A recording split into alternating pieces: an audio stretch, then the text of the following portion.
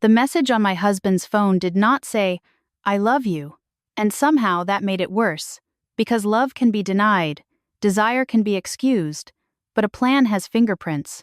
I was standing in our kitchen on a Friday evening, holding a silver spoon under warm running water, when Graham's phone lit up beside the fruit bowl with one sentence that made 27 years of marriage feel like a house built over a sinkhole. "After tomorrow night, she won't be able to stop us." For a moment, I did not breathe. The water kept running over my hand until it turned too hot, but I did not move. Outside the tall windows, Charleston was soft with early evening light, the river behind our house shining like polished glass, the kind of view people smiled at when they visited and said, "Claire, you are so lucky." I had heard that sentence for years. Lucky to have a successful husband, lucky to have a beautiful home, lucky to have 2 children who had grown into decent adults. Lucky to have stood beside Dr. Claire Bennett while Harbor Light Dental Group became a name every charity board, church committee, and private school parent in Charleston seemed to know. But luck has a cruel way of turning into camouflage. It hides the work women do. It hides the years spent balancing accounts on a card table before there was an office, answering phones when the receptionist quit, calming creditors when Graham wanted to expand too fast, smiling beside him at fundraisers while people praised his vision and forgot I had signed the first loan with my shaking hand. The phone buzzed once more. The sender's name appeared this time, Vanessa Hale, our chief financial officer, 38, elegant, sharp as a paper cut, always dressed in soft neutrals and speaking in that calm corporate voice that made lies sound like policy. I stared at the words until they stopped looking like words and became a doorway. "After tomorrow night, she won't be able to stop us." Me. I reached for the phone before I could talk myself out of it. Graham had left it unlocked. Maybe because men who think they are loved often become careless. Or maybe because he had stopped seeing me as someone dangerous. Upstairs, the shower was running. He had come home early from the clinic, kissed my cheek, said he needed to freshen up before the donor reception downtown. His navy suit hung over the banister. His wedding ring sat on the little tray near the sink where he always left it before showering, as if the symbol of our life together was just another thing to remove when inconvenient. My thumb hovered over the screen. I had never been the kind of wife who searched pockets or checked mileage or read emails at midnight. I believed trust was either given or it was dead. But that sentence had already killed something. I opened the thread. There were no long declarations, no dramatic confessions, just fragments that sounded like business and betrayal had learned to share a language. "The packet is ready. Don't mention Claire's veto clause yet. Once the family hears it from you first, she'll look unstable if she argues." My stomach folded in on itself. Veto clause, family, unstable. These were not the words of an affair sneaking around in hotel rooms. These were the words of people moving pieces across a board. I heard the shower shift upstairs, the pipes knocking softly in the wall. I had maybe 10 minutes, maybe less. My hand was steady in a way that frightened me. I typed back as Graham, "Come early, she suspects nothing." Then I pressed send. The little blue word delivered appeared beneath it, neat and final. I set the phone exactly where it had been, wiped the spoon, placed it in the drawer, turned off the faucet, and stood in the center of my kitchen listening to my own house. The refrigerator hummed. The old clock in the hallway ticked. Somewhere beyond the windows, a boat motor moved low across the river. I did not cry. I did not scream Graham's name. I simply looked around at the marble counters I had chosen, the framed family photo from my son's college graduation, the little ceramic bowl my daughter Emily had made in 5th grade, and I wondered how long my life had been continuing without me. 17 minutes later, the doorbell rang. The sound was not loud, but it moved through the house like a crack through ice. I walked to the front door, smoothing the front of my cream blouse because some old instinct still believed appearances mattered, even when the truth was already bleeding through. When I opened the door, Vanessa Hale stood beneath the porch light holding a leather folder against her chest. She wore a white coat, gold earrings, and the expression of a woman who had expected an empty house. Her face changed so quickly most people would have missed it. Surprise, calculation, then a polished smile. "Claire," she said, "I'm sorry. I thought Graham was expecting me." "He is," I said, stepping aside. "Come in." She hesitated only once. That was the first thing I noticed. Not guilt, not shame, hesitation. As if she were deciding which version of the evening could still be saved. She crossed the threshold, and her perfume followed her in, expensive and light, The same scent I had noticed once in Graham's car and convinced myself belonged to a patient, a colleague, anyone but her. We stood in the foyer under the chandelier I had polished myself the week before our first Harbor Light anniversary dinner. Vanessa did not sit. Neither did I. Her fingers tightened slightly around the folder. "Is Graham upstairs?" she asked. "Showering," I said. "He always takes his time when he wants to look innocent." Her smile disappeared. Footsteps sounded above us. A cabinet closed. Water stopped moving through the pipes. Graham came down 3 minutes later in a white dress shirt, still buttoning the cuffs, his silver hair damp. His face relaxed until he reached the landing and saw the two of us standing there. He stopped so suddenly, one hand gripped the railing. For a second, all the years fell off him. He was not the confident doctor, not the respected founder, not the man people trusted with their smiles and donations and secrets. He was a man caught entering a room he thought he controlled. "Claire," he said softly. "Vanessa just arrived," I said. "You should thank her. She came early." Vanessa looked at him, and in that look I saw the truth more clearly than in any message. They did not look like people caught in a mistake. They looked like partners whose timing had failed. Graham came down the last few steps slowly. "This isn't the way I wanted tonight to go," he said. I almost laughed, not because anything was funny, but because even then he was trying to arrange the scene around himself, as if betrayal was acceptable so long as the lighting was flattering. "What was tomorrow night?" I asked. No one answered. The silence settled over us, thick and formal. Vanessa shifted first. "Claire, there are business matters you may not fully understand." There it was. The little blade women like her always keep tucked in silk. "Business matters," I repeated. "Is that what we're calling messages about making sure I can't stop you?" Graham's jaw tightened. "You looked through my phone. Your phone lit up in my kitchen with a plan to remove me from my own life," I said. "So yes, Graham." I looked. His eyes flicked toward Vanessa's folder, then back to me. Too fast, but I caught it. He reached for the voice he used with frightened patience, gentle and controlled. "Claire, you've been under a lot of stress lately. The kids have noticed." "I've noticed. We were trying to find the right way to talk to you." My skin went cold, not because he was lying, because he had practiced. "The kids?" I said. "What have you told my children?" Vanessa inhaled quietly. Graham stepped closer, hands open, wedding ring still upstairs by the sink. "Only that you might need time, space, support." The words sounded kind, that made them uglier. I looked from my husband to the woman holding the folder, and suddenly pieces I had ignored began arranging themselves without mercy. The board meetings rescheduled when I was visiting my mother, the password Graham said had changed for security reasons, the way my son had asked last week if I was feeling overwhelmed, the way Emily had gone quiet when I mentioned coming to her classroom fundraiser. They had not just been planning something, they had been preparing everyone to believe it. Vanessa took one step toward the door. "I should go. This is clearly a private family conversation." "No," I said. "You came to my home with a folder after texting my husband that after tomorrow night I wouldn't be able to stop you. That makes you part of the family conversation." Her eyes hardened. For the first time, I saw the real woman behind the calm voice. Graham noticed it too. "Vanessa," he said warningly. She pressed her lips together, turned, and moved toward the door. "We can discuss this at the office," she said to him, not me. That was her mistake. She still thought I was standing outside the real conversation. I opened the door for her because I wanted her to remember that she had not been thrown out. She had retreated. She walked past me quickly, and as she did, the corner of her leather folder struck the side table. A single sheet slipped free and floated down beside the umbrella stand. She did not notice.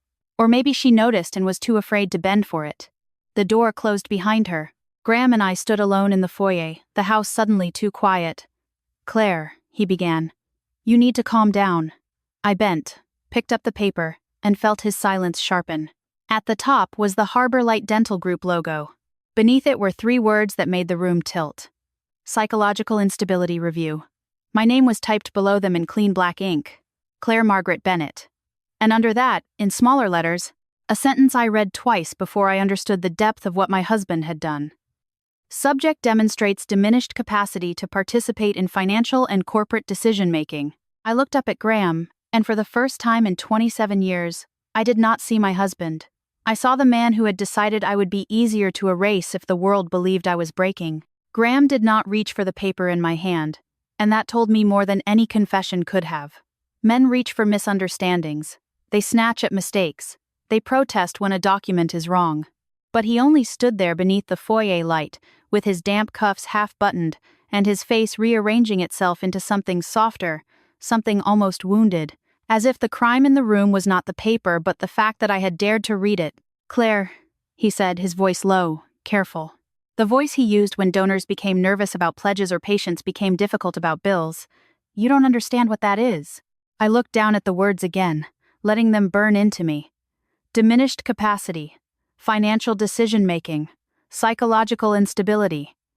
The page trembled slightly, but my hand did not. "Then explain it."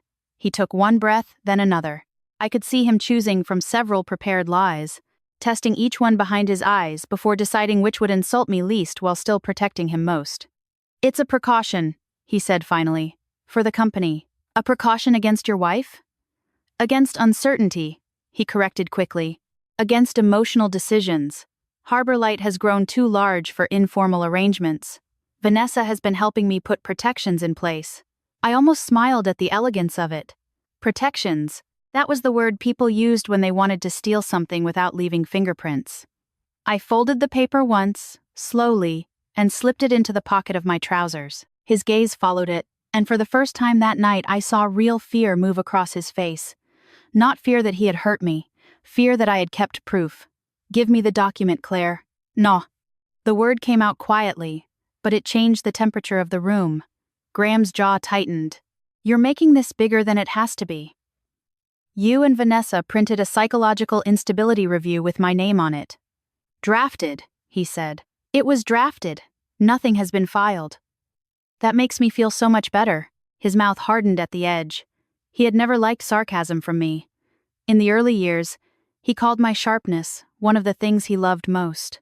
Later, when Harbor Light became successful and he began collecting admiration the way other men collected watches, that same sharpness became something he corrected in public, with a gentle hand on my back and a murmured, "Claire, not now."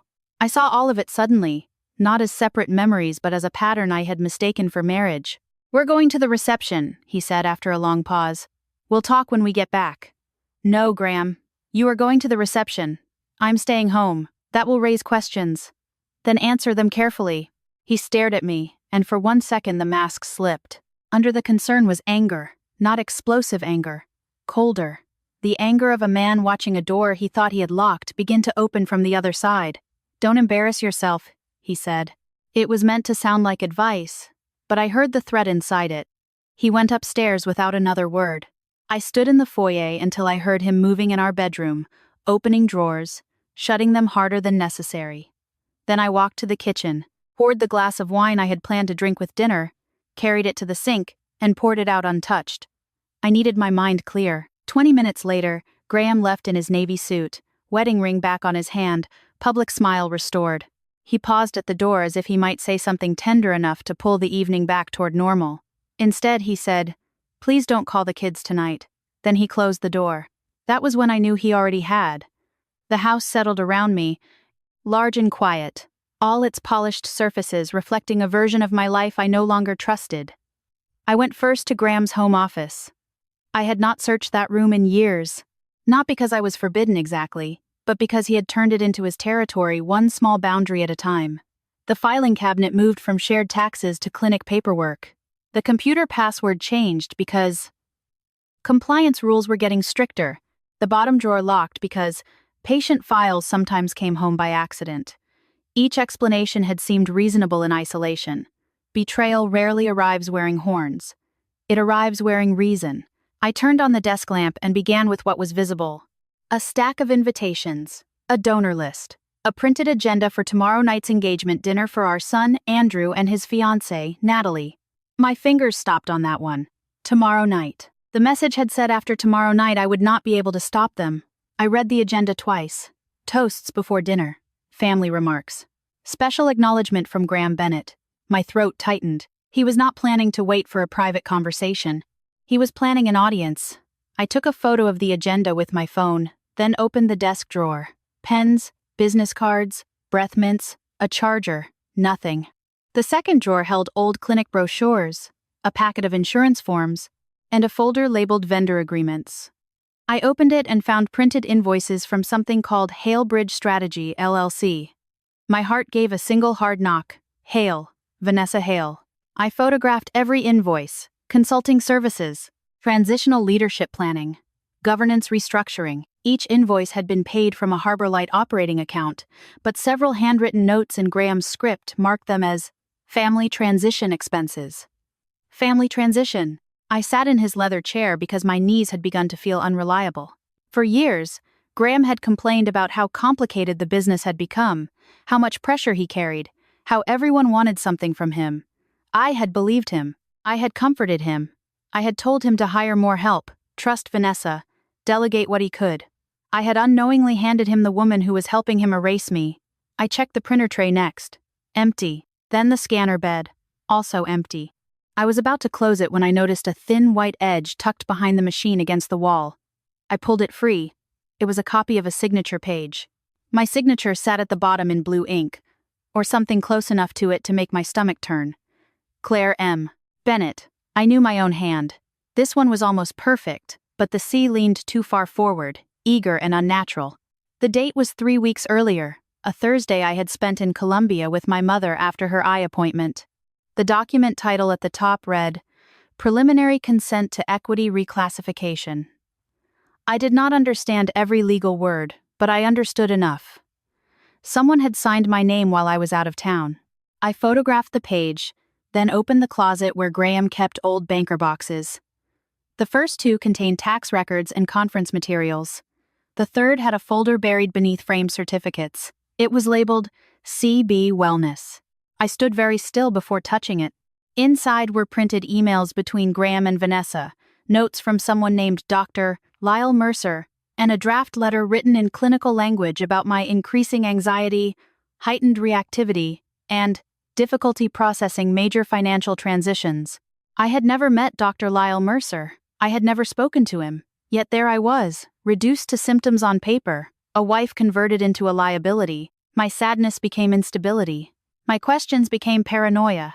My refusal would become proof. I covered my mouth, not to stop a sob, but to stop a sound that might have become something wilder. I wanted to throw the folder across the room. I wanted to drive to that reception and slap Graham in front of every smiling donor who thought he was a good man. Instead, I laid each page flat on the desk and photographed it under the lamp, one after another, making sure the corners were clear, the dates readable, the names sharp. Evidence. The words steadied me. Not pain. Evidence. Not betrayal. Evidence. At 9:42, my phone rang. Emily. My daughter's face appeared on the screen, smiling in the photo from her first year teaching 3rd grade, hair messy, arms full of classroom posters. For one foolish second, I almost did not answer. I wanted to protect her from this night. But Graham had already dragged our children into the hallway of his lies, and silence would only leave them there longer. Hi, sweetheart, I said, making my voice warm. There was a pause on the other end. Too long. Mom? Emily sounded careful, as if approaching a closed door. Are you okay? I closed my eyes. Why are you asking me that? Another pause. Dad called me earlier. He said things have been hard for you. He said you might be leaving Charleston for a while to stay near Grandma and get some help. The office seemed to tilt around me. Outside the window, the river was black now, reflecting scattered lights from the opposite bank. I pressed my palm flat against Graham's desk and looked at the forged signature still glowing on my phone screen.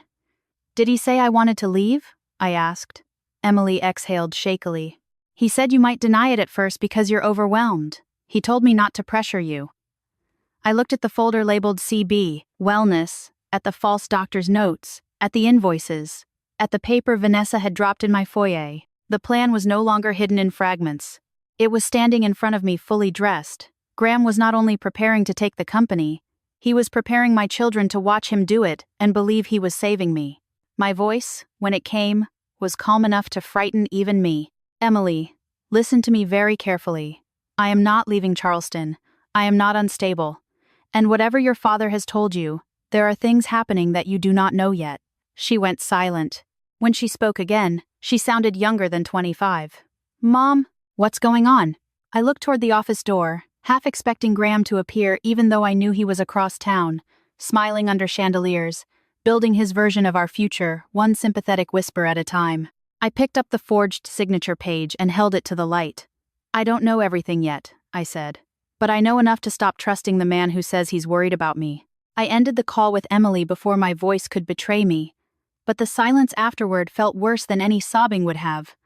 My daughter's worry still hung in the room like smoke. "Dad said you might deny it at first." That sentence kept circling back, quiet and poisonous. Graham had not simply lied to our children.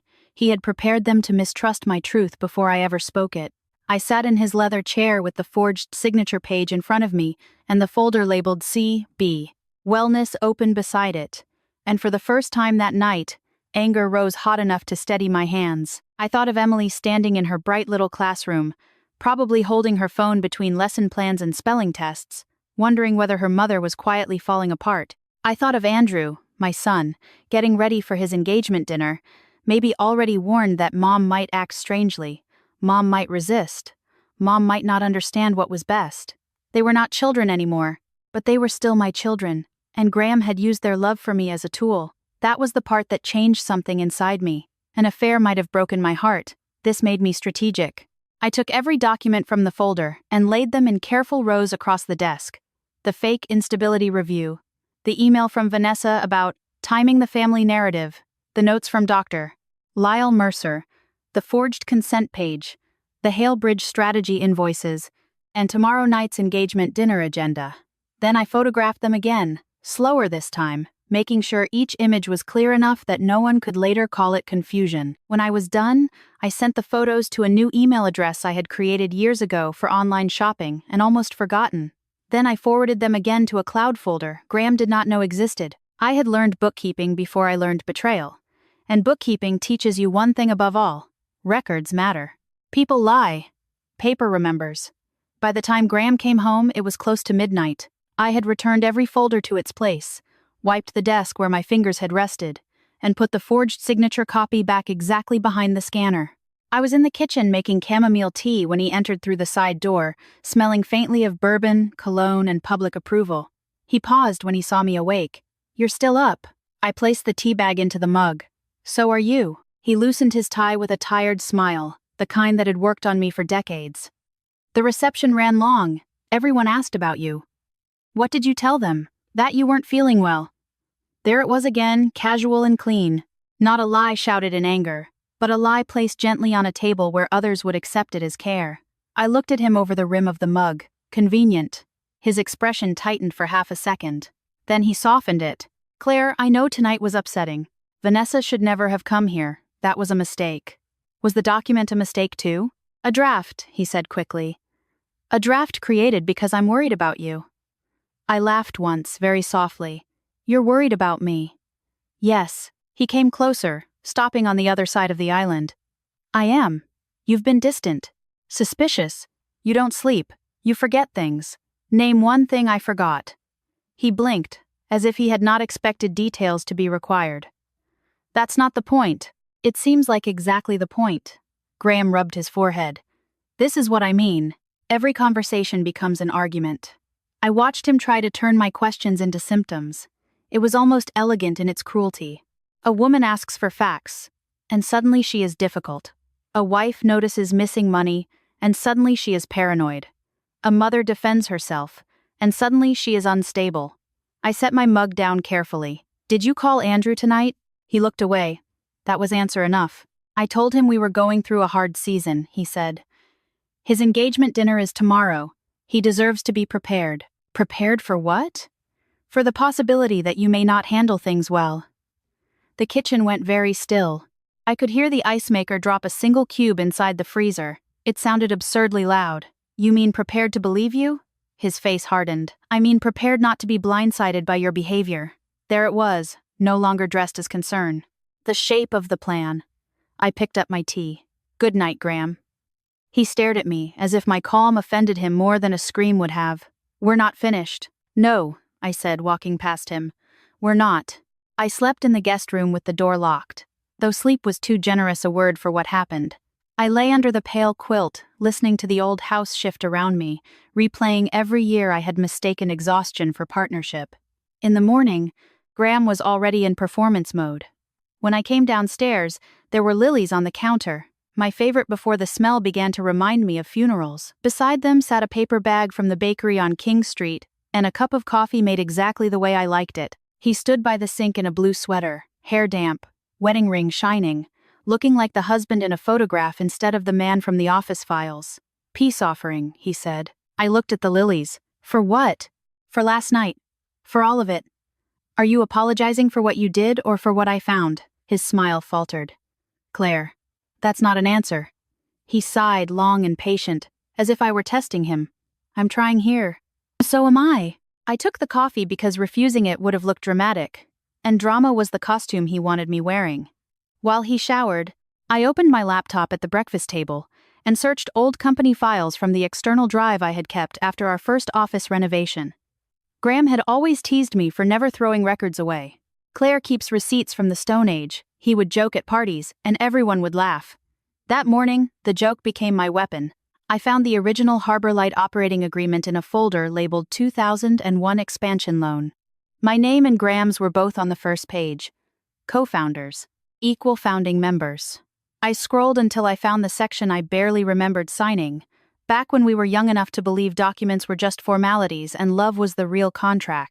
Major equity restructuring, transfer of founding shares, merger, outside debt secured by marital assets, or removal of a founding member required written approval from both founders, confirmed in person before company council. I read the paragraph 3 times. Then I printed it. My hands were cold, but my mind was becoming clear. Graham could forge my name on a draft.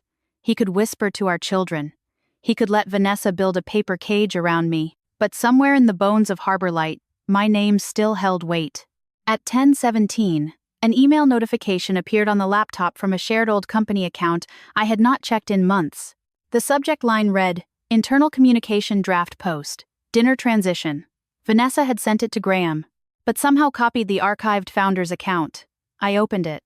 The message was written in her smooth corporate language. Following Dr. Bennett's family announcement tomorrow evening, Harbor Light leadership will move forward with a temporary consolidation of authority to ensure stability during Mrs. Bennett's personal leave. My personal leave. My removal had already been written. All they needed was the public story to make it look compassionate. I saved the email as a PDF, printed it, and placed it with the operating agreement. Then another thought hit me. The doorbell camera. Vanessa had been inside this house before. I had felt it last night the way one feels a draft from a window that should be closed. I opened the security app, my pulse beginning to climb for the first time all morning. The recordings loaded slowly. Delivery drivers, a neighbor dropping off a charity basket, Graham leaving for work, me returning with groceries. I went back a week, then 10 days. Then I saw her. Vanessa Hale on my front porch at 2:14 inches the afternoon on the Thursday I had taken my mother to Columbia. She wore sunglasses and carried a large cream envelope. Graham opened the door before she could ring. He smiled, stepped aside, and let her in. They remained inside for 46 minutes. When Vanessa left, the envelope was gone from her hands. I froze the image, zoomed in, and read the printed label across the front before she entered my house. "Final separation packet." The words filled the screen. I sat back slowly, staring at the proof of her walking through my door while Graham was already teaching my children to doubt me. Then my phone buzzed with a message from Andrew. "Mom, Dad says tomorrow might be emotional. Please don't make things hard for everyone."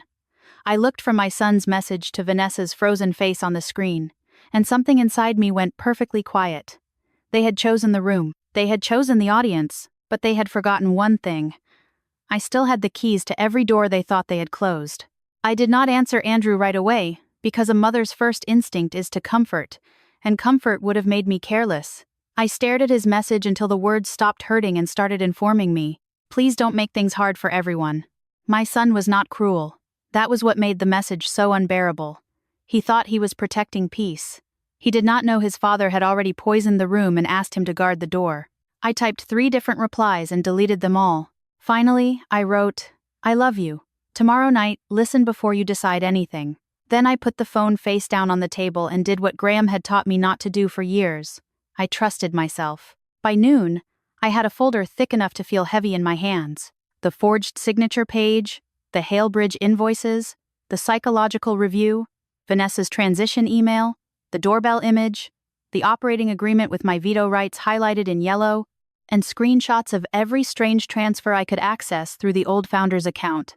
I made 2 physical copies and 1 digital backup, then placed the originals in a canvas tote under a stack of grocery bags in the laundry room, because no one ever looked for corporate evidence beside fabric softener. After that, I called Mara Ellison. I knew her name because years ago she had helped a friend of mine keep her restaurant after a partner tried to force her out. Mara was not flashy. She did not advertise on billboards or speak at charity luncheons. People whispered her name the way they whispered the name of a good surgeon, only when something had already gone very wrong. Her assistant offered me an appointment the following week.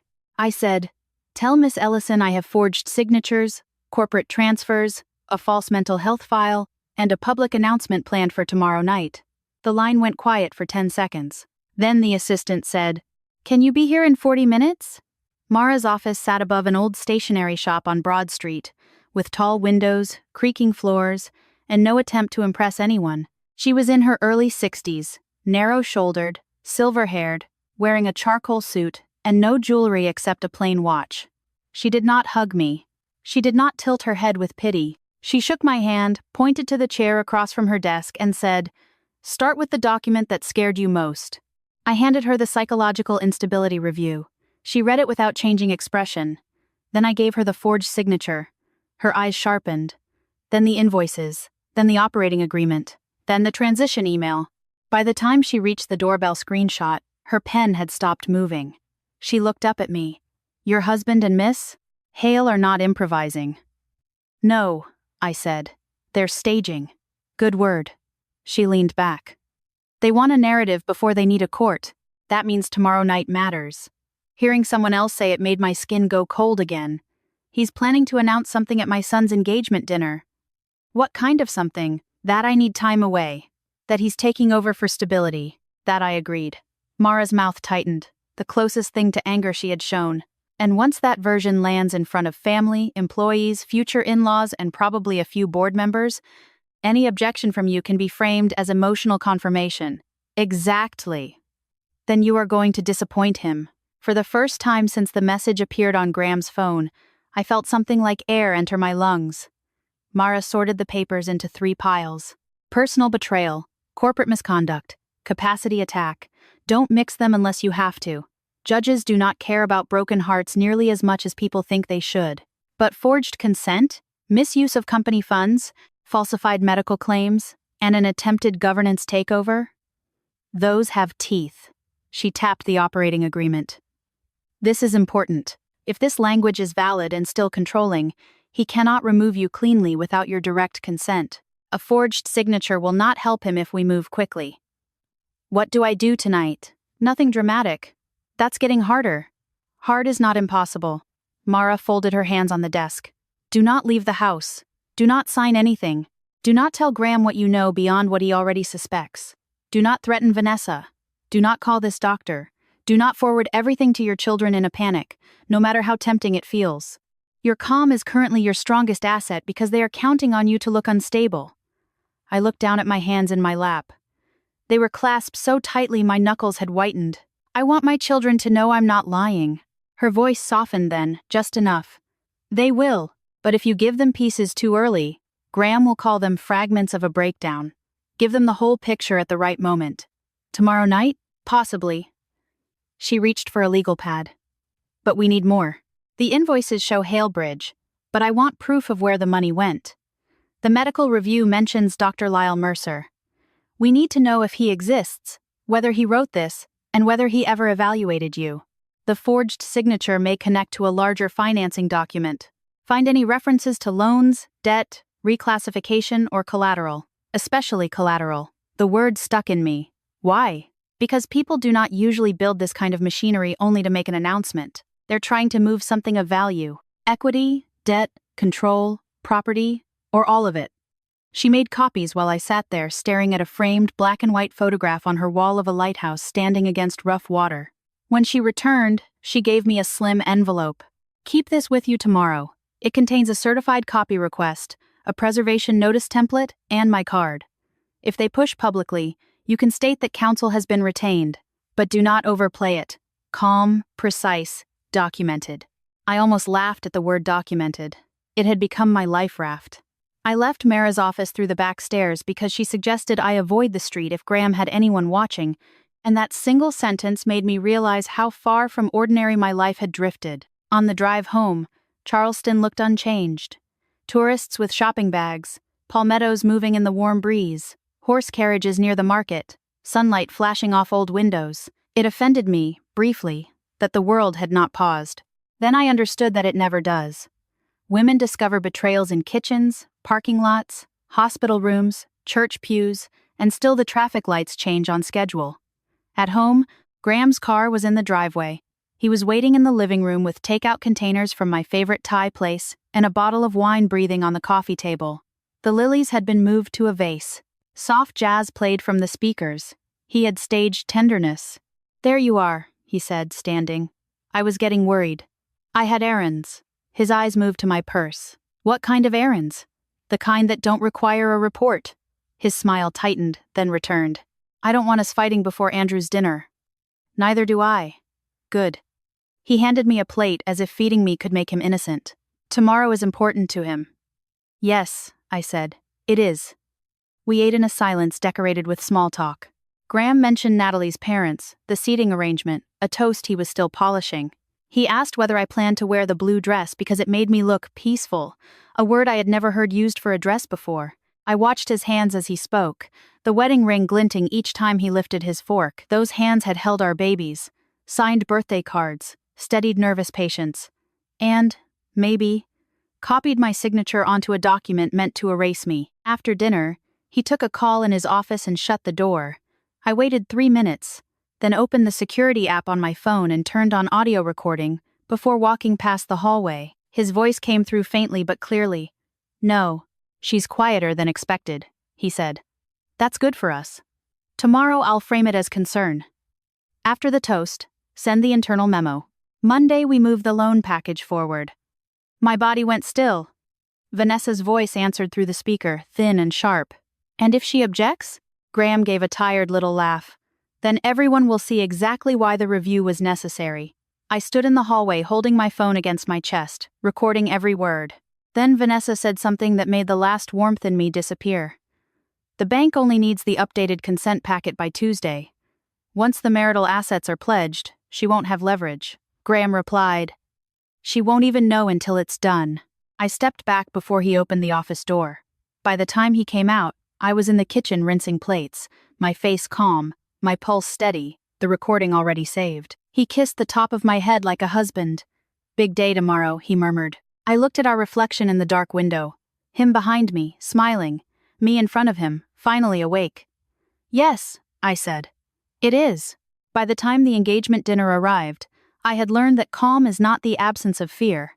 Calm is fear folded carefully, pressed flat, and carried in your purse beside lipstick and house keys.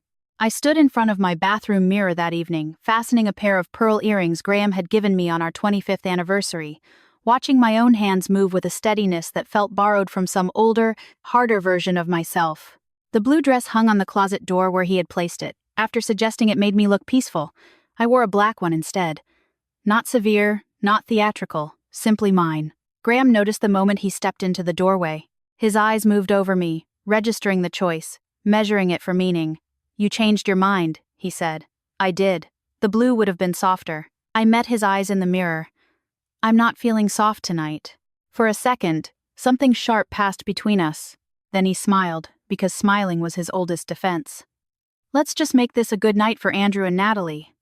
"That's exactly what I intend to do." He held out his arm when we reached the stairs, and I took it because every stage needs blocking. To anyone watching, we were still Dr. and Mrs. Bennett, founders of Harbor Light, parents of the groom-to-be, a couple entering another family milestone with grace, only I could feel how carefully Graham's hand rested over mine, not affectionately, but as if he were keeping track of a loose object. The restaurant sat near the harbor, all glass and warm light, with sailboats rocking beyond the windows and white flowers arranged down the long private dining room. Natalie's parents had already arrived, smiling with the nervous generosity of people trying to love a family they did not yet understand. Andrew stood near the bar in a gray suit, handsome and tense, his eyes moving quickly to me when we entered. Emily was beside him, wearing a green dress, her face pale with questions she had been told not to ask. When she hugged me, she held on longer than usual. "Mom," she whispered. "Are you okay?" I kissed her cheek. "I'm here." It was the truest answer I could give. Vanessa arrived 15 minutes later in a champagne-colored dress that looked too expensive for an employee attending a family dinner. Though of course she had a reason ready. Graham introduced her smoothly to Natalie's parents as our CFO, practically family at Harbor Light. Practically family. The words landed in my chest like a small stone. Vanessa gave me a polite nod, her expression composed, but I saw the flicker of unease when she noticed the slim black envelope in my clutch. Mara's card was inside it, along with printed copies of the operating agreement, the transition memo, the forged consent page, the Hale Bridge invoices, and still images from the doorbell camera. Not everything, just enough.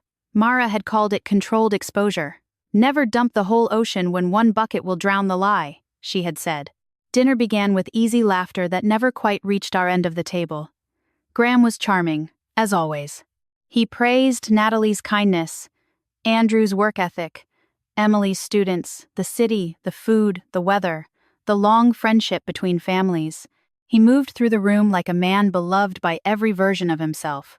I watched people lean toward him, trusting the warmth in his voice, and I understood how he had gotten this far.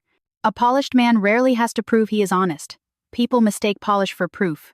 During the call, Andrew leaned toward me. "Mom," he said quietly, "Dad told me tonight might be emotional." I looked at my son, the boy whose fever I had once slept beside on a bathroom floor, the young man now trying to start his own life without stepping into the wreckage of mine. "It might be," I said, "but not for the reason he gave you." His brow tightened. "What does that mean?" Before I could answer, Graham tapped his knife lightly against his glass. The sound was delicate, almost beautiful, and it silenced the room. Every face turned toward him. Vanessa lowered her wineglass. Emily's hand found mine under the table. Graham stood at the head of the table with the harbor lights behind him, looking exactly like the kind of man people believed without evidence. "I promise I won't keep you long," he began, earning the expected chuckle. "Tonight is about Andrew and Natalie, about love, commitment, and the courage it takes to build a future together." He looked at the young couple with practiced tenderness, then let his gaze sweep the room. "Claire and I know something about building a future. We started with very little. A small office, one assistant, a mountain of debt, and more hope than sense." A few people laughed softly. I felt Emily's fingers tighten around mine. "Through the years," Graham continued, "we've learned that families, like businesses, go through seasons. Some seasons are full of growth. Others require patience, compassion, and difficult honesty." There it was, difficult honesty, dressed for dinner. My pulse slowed instead of quickening. I glanced at Vanessa. Her phone lay beside her plate, screen down, her hand resting close to it, waiting. "Recently," Graham said, lowering his voice into something intimate enough to feel intrusive, "our family has been navigating private challenges. Claire has carried a great deal for a long time, and those of us who love her want to make sure she has the space and support she needs." A murmur moved faintly around the table, sympathy forming before facts arrived. Natalie's mother glanced at me with soft concern. Andrew stared at his father. Emily's hand went cold in mine. Graham placed one hand over his heart. "After much thought, Claire and I have agreed that I will take on a more consolidated leadership role at Harbor Light while she takes time away from the pressures that have weighed on her. This is not a fracture. It is an act of love. A step into a new chapter with dignity, respect, and stability." The room was very quiet. Too quiet. That was how lies like his wanted to be received. Not with applause yet, but with solemn acceptance. He turned toward me, and for one unbearable second, he smiled as if inviting me to confirm my own disappearance. Vanessa picked up her phone, her thumb moved across the screen. I thought of the internal memo waiting to fly out to Harbor Light employees, announcing my personal leave before I had even stood up from dinner. I thought of the bank waiting for updated consent by Tuesday. I thought of the forged C in my name leaning forward, eager to become me. Graham lifted his glass. "Claire and I have agreed this is best for everyone." That was the sentence that ended my marriage in public. Not the affair, not the forged page, not the folder labeled with my initials. That sentence, spoken in front of my children, my future daughter-in-law, her parents, and the woman helping him erase me, cut the last thread. I pulled my hand gently from Emily's and stood, My chair made a soft sound against the floor, but in the silence it seemed to echo. Graham's smile stayed in place for half a second too long. Vanessa froze with her phone still in her hand. Andrew stood halfway, confused. "Mom?" he said. I took the black envelope from my clutch and placed it on the table beside my untouched wineglass. My voice, when I spoke, was calm enough to carry to every corner of the room. "No, sweetheart," I said, looking directly at my son. "I never agreed to disappear." Graham lowered his glass. The first crack in his face appeared near his eyes. "Claire," he warned softly. But I had lived too many years inside that warning. I opened the envelope and rested my fingertips on the papers inside. "Before your father finishes rewriting our family history," I said, "there are a few documents everyone at this table needs to see." For 1 second after I spoke, no one moved. Even the small sounds of the restaurant seemed to retreat, the clink of silverware fading into the walls, the soft music becoming nothing more than a pulse beneath the silence. Graham stood at the head of the table with his glass still raised, frozen in the posture of a man who had expected surrender and found a witness instead. Vanessa's phone remained in her hand, her thumb hovering over whatever message she had been ready to send to Harbor Light. Andrew looked from me to his father, confusion tightening into something darker. Emily's fingers covered her mouth. I opened the envelope slowly, not because I wanted drama, but because I wanted every person at that table to understand that I was not shaking, not guessing, not unraveling. "Claire," Graham said, his voice low enough to sound private but sharp enough to warn me, "this is not the place." I looked at him then, truly looked at him, and felt the last trace of fear leave me. "You chose the place, Graham. You chose the audience. I'm only correcting the speech."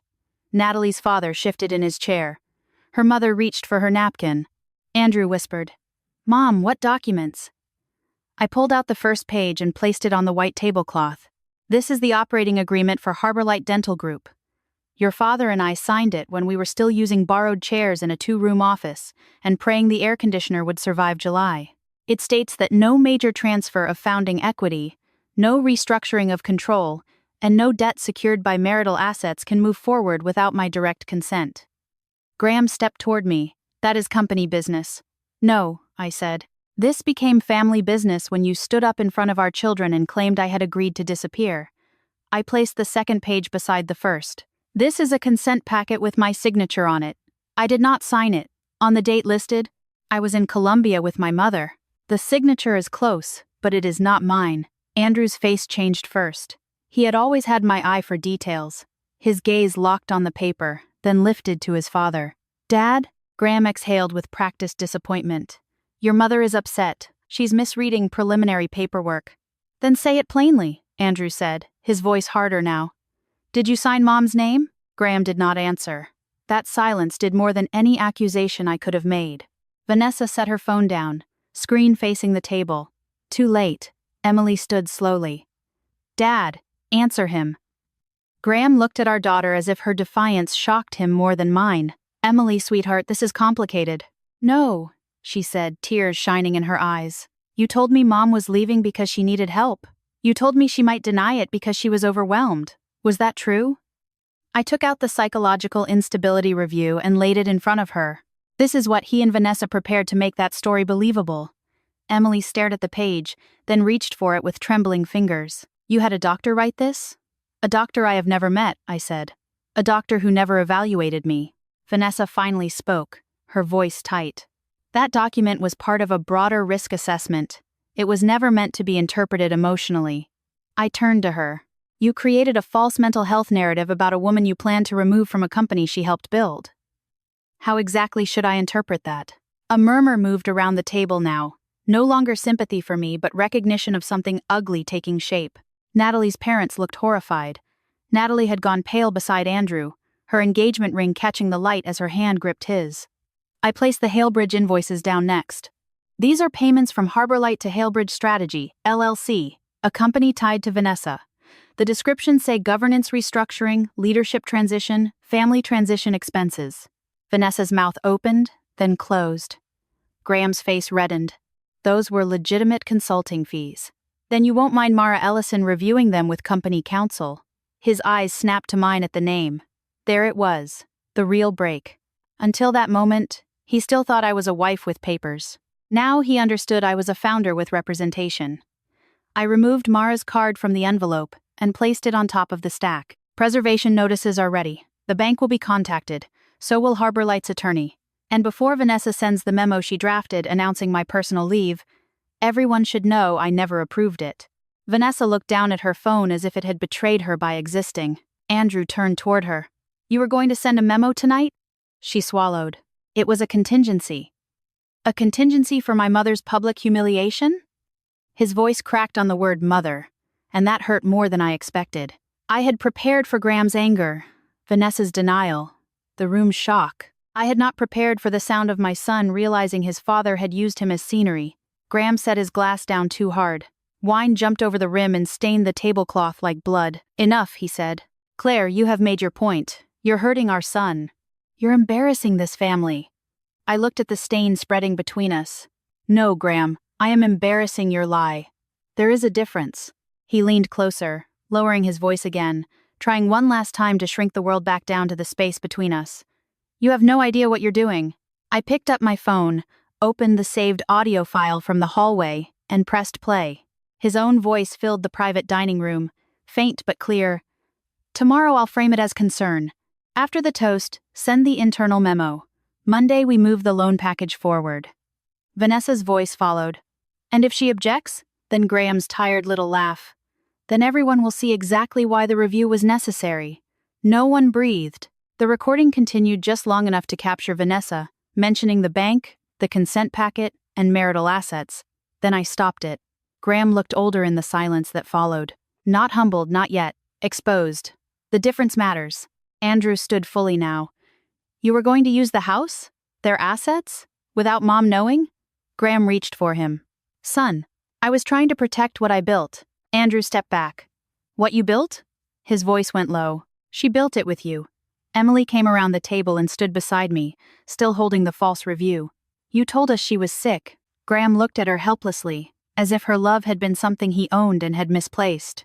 I didn't want you scared. You wanted us ready to doubt her, she said. That sentence broke something in the room. Not loudly, quietly, like a glass cracking from heat. Vanessa pushed her chair back. I should go. Mara had told me not to stop anyone from leaving. Let movement reveal guilt, she had said. So I did not stop her. But Natalie's mother, soft-spoken until then, looked directly at Vanessa and said, You came to a family engagement dinner prepared to erase the groom's mother from her own company. Leaving will not make that smaller. Vanessa froze, humiliated in a way no raised voice could have achieved.